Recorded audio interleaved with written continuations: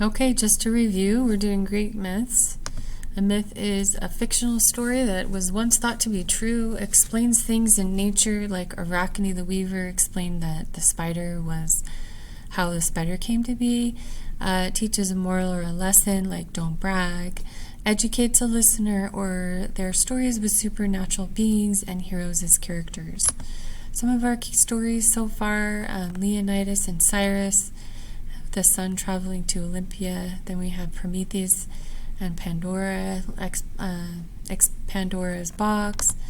And then we have Demeter and Persephone and her trip to the underworld, and why we have winter and spring, or winter and summer, according to the myth. And then the last story we read was about Arachne the Weaver and how she was turned into a spider.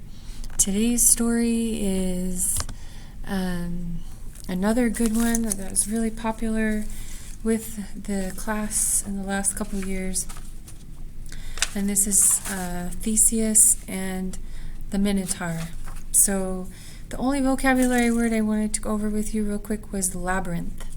And this is a story that is going to contain, the setting is going to be in a labyrinth. And a labyrinth is a maze of interconnecting paths bordered by high hedges or bushes. So this story, part of the story, will take place in a labyrinth.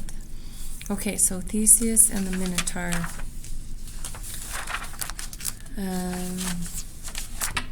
Prince Theseus was the son of the ruler of Athens, King Aegeus. Theseus had been raised by his mother in town far away from Athens, and did not know his father in his youth. When he was old enough in order to meet his father, Theseus journeyed to Athens and had many adventures and proved himself a fierce warrior. When he finally reached Athens, he was shocked to hear what his father, King Aegeus, was telling him. Next week, King Minos and his ship returned to Athens after another 9 years. King Aegeus said, "This will be the most terrible time for our people when they see those black sails." Black sails? Who is the King Minos, and what happens when the ship comes to Athens? The Prince Theseus asked. His father answered, "King Minos, who rules the great island of Crete, has the mightiest navy and army on earth. Several years ago, his son was visiting here in Athens. There was a terrible accident, and the young man never returned to Crete. I sent word to Crete explaining what had happened and how sorry we were, but King Minos would not listen. He and his warriors attacked and conquered Athens. Then Minos announced, 'You Athenians must share my sorrow. My son was 18 when he went to Athens. Every 9 years I shall send to you a ship with black sails. This ship will take 7 of your Athenian men and 7 Athenian women, each my son's age, to Crete. There I shall send those Athenians into the labyrinth.'" "What is the labyrinth, father?" Theseus asked. "It is an enormous maze of twisting tunnels and rooms cut into the hillside near Minos's palace. Minos commissioned the master inventor Daedalus to design it. Once inside, a person becomes hopelessly lost.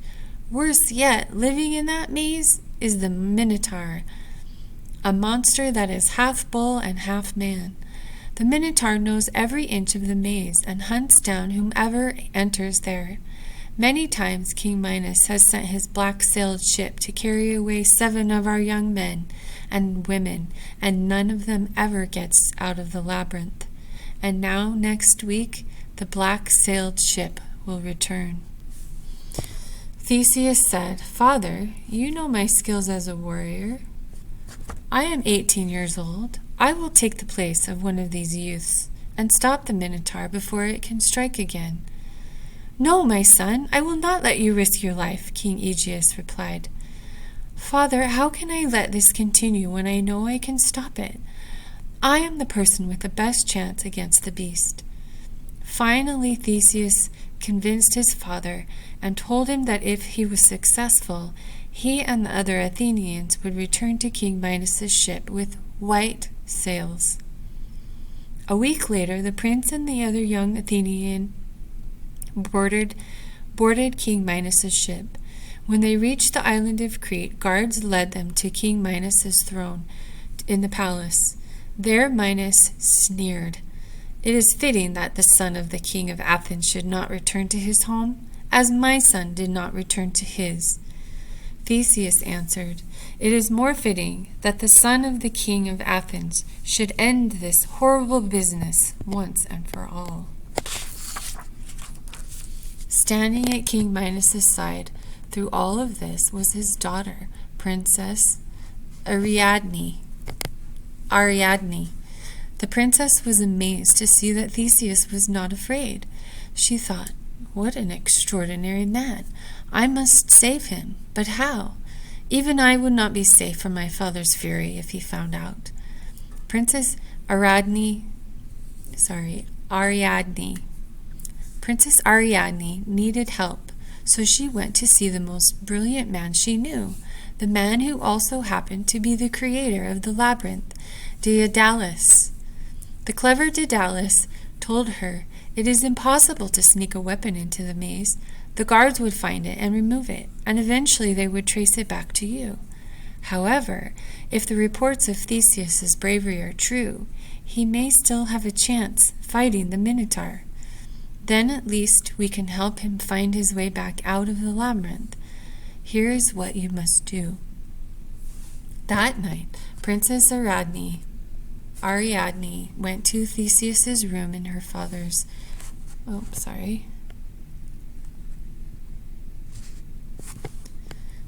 She told the young hero, "Wind this ball of string around yourself beneath your clothes, so the guards will not see it.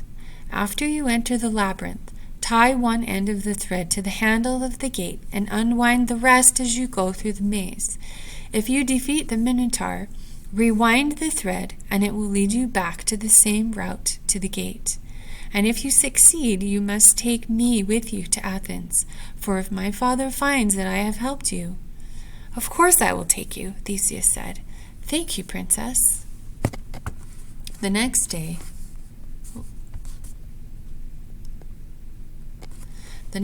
after the guards closed the gates of the labyrinth behind the Athenians, Theseus told the others, "Wait here.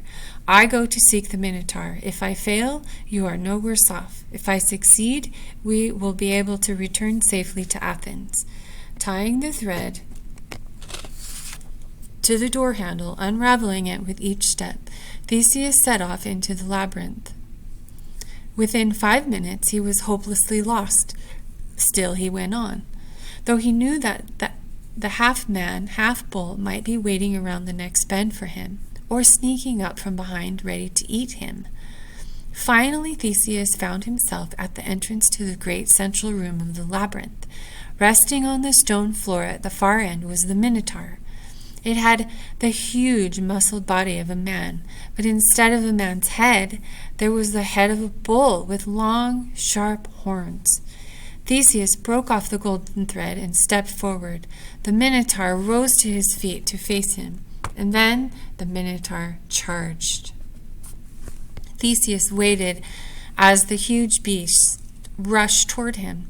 At that last moment, the young prince stepped to one side and vaulted over the monster's back. Confused at not having caught him on his horns, the Minotaur turned back and charged again.